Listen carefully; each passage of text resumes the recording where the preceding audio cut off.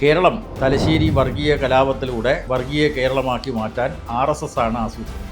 RSS ആസൂത്രണം ചെയ്ത് നടപ്പാക്കിയിട്ടുള്ള കലാപമാണ് തലശ്ശേരിയിലെ കലാപം. ആ കലാപം RSS ഉദ്ദേശിച്ച പോലെ വിജയിക്കാതിരുന്നതിന് കാരണം ആരാണ്? CPM. അതാണ് വിധേയത്വ കമ്മീഷൻ റിപ്പോർട്ടിൽ തന്നെ പറഞ്ഞ കാര്യം ഞാനിവിടെ എടുത്തുദ്ധരിച്ചത്. CPM പ്രവർത്തകരാണ് ഓരോ ഇടത്തും ഇതിനെ പ്രതിരോധിക്കാനുള്ള ആശയപരവും അതുപോലെ തന്നെ ജനങ്ങളുടെ പ്രതിരോധവും സൃഷ്ടിച്ചത്. CPM ആണ്. കേരളത്തിൽ RSS ആദ്യമായി കൊലപ്പെടുത്തിയ രക്തസാക്ഷി കൂടിയാണ് UK കുഞ്ഞിരാമൻ. അതിനുശേഷം കേരളത്തിലെ 14 ജില്ലകളിൽ 13 എണ്ണത്തിലും CPMന്റെ 218 സഖാക്കൾ കൊല ചെയ്യപ്പെട്ടു, 218 സഖാക്കളുടെ ജീവാർപ്പണം ഉണ്ടായി എന്ന് നമ്മൾ വിലയിരുത്തുമ്പോൾ അതിന്റെ ഫലമായിട്ടാണ് ഒരു മതനിരപേക്ഷതയുടെ സംരക്ഷിത തുരുത്തായി കേരളം ഇപ്പോഴും നിലനിൽക്കുന്നത്. അതിനുവേണ്ടി കോൺഗ്രസോ ലീഗോ മറ്റു പാർട്ടികളോ അല്ല, മതനിരപേക്ഷത സംരക്ഷിക്കാൻ RSS പോലെയുള്ള വർഗീയ ഫാസിസ്റ്റ് ശക്തികളുടെ നുഴഞ്ഞുകയറ്റം കേരളീയ സമൂഹത്തിൽ പ്രതിരോധിക്കുന്നതിന് വേണ്ടി ജനങ്ങളെ സജ്ജമാക്കുകയാണ് CPIയും ചെയ്തത് എന്ന് ചരിത്രം പരിശോധിച്ചാൽ ആർക്കും വ്യക്തമാകുന്ന കാര്യമാണ്.